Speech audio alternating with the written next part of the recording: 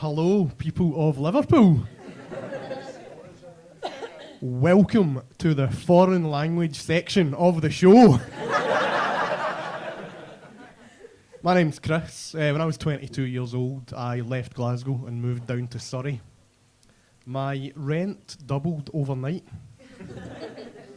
but so did my life expectancy.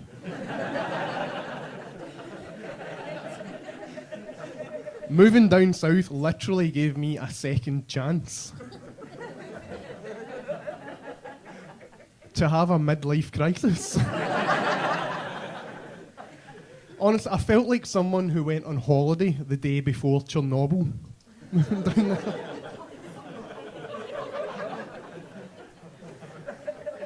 I learned a lot living down south. I learned how to predict someone's social class based on how much of my accent they understood.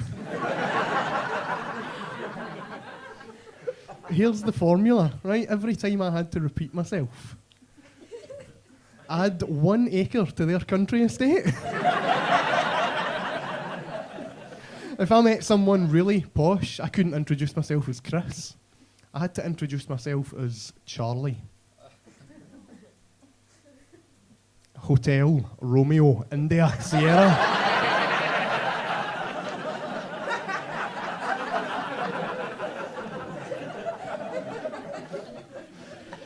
I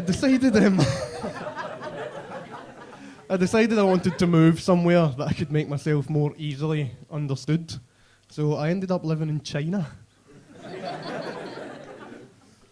And moving there was a really easy decision for me because I googled it, and it turns out that China specialises in 2 things: fake designer products and deep fried food. Sounds like Christmas to a guy from Glasgow, man. I'm surprised more Glaswegians didn't make the trip over there. Because China also shares a border with Afghanistan, so they've got plenty of cheap heroin.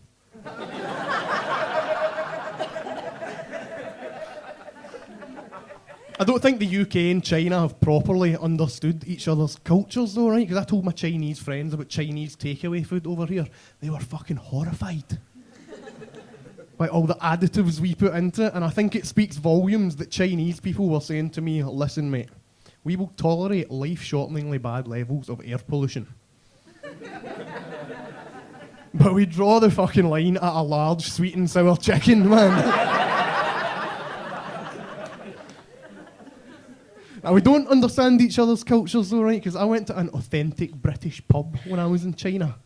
2 hours I was sitting in there. Not once did someone try to sell me a dodgy Sky TV box. They didn't have a guy sitting in the corner, like weeping into a fruit machine, just waiting for someone to walk past him. So he could go, Ni hao ma, Ji chi hen kwai, Jiu hui jiu fu. Which, as I'm sure you all know, is the Chinese for, all right, mate, trust me, this machine is definitely due to pay out any minute now. I was in an Irish bar in China, and all over the walls, they just had portraits of the Queen.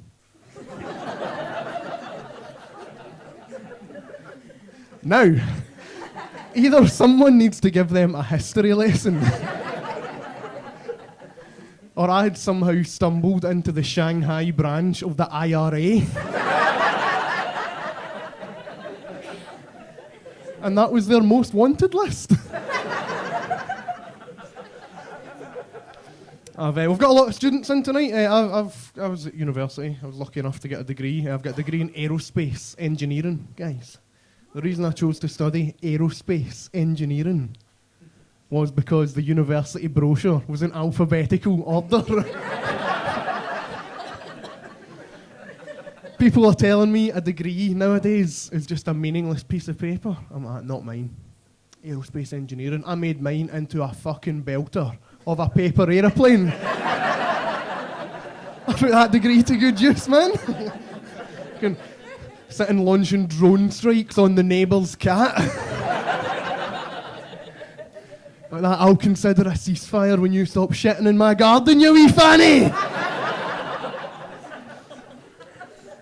I've been going on a lot of stag parties recently, right? And my favourite thing about any of these occasions is the stag's mental uncle.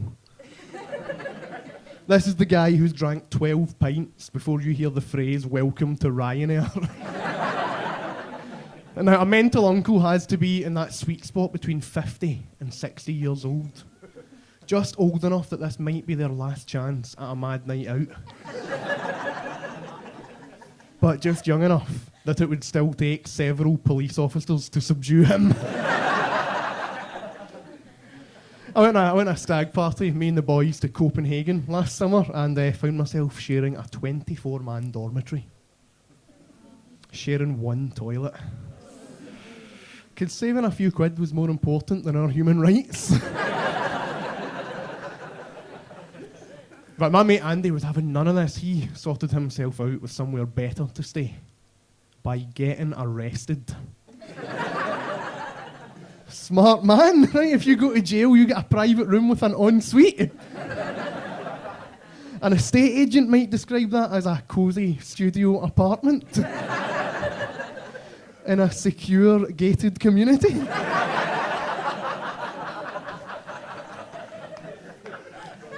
Denmark has an exceptional track record of rehabilitating their offenders.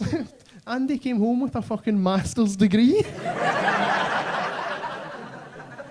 The big man was trying to get his sentence extended so he could qualify as a yoga teacher. Visit Denmark, ladies and gentlemen, the only country in the world where you can get arrested for fighting with a local university student. Then get your revenge by graduating top of that guy's class. Now, Andy was missing for 24 hours before we realised he'd been arrested, so I was worried. I was thinking, what if he's dead, right? But a part of me was also thinking, if he does end up dead, I wonder who they'll get to play me in the inevitable Netflix documentary.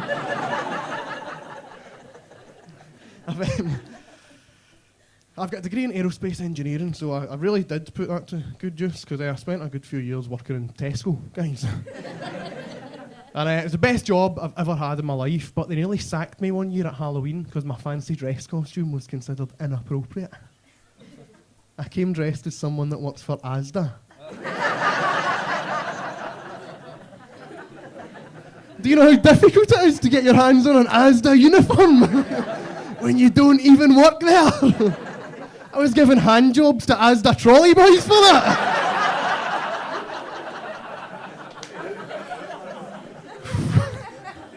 I remember one weekend finding a packet of condoms in the ice cream freezer and thinking to myself, there must be someone out there with a really bizarre weekly shopping budget.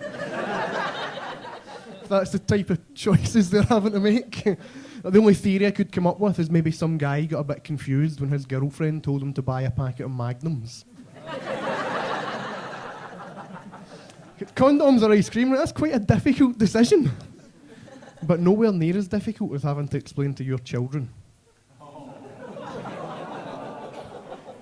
20 years later, why you called them Ben and Jerry. Right, guys, my name's Chris Jones. Enjoy the rest of your night. Thanks very much. See you later.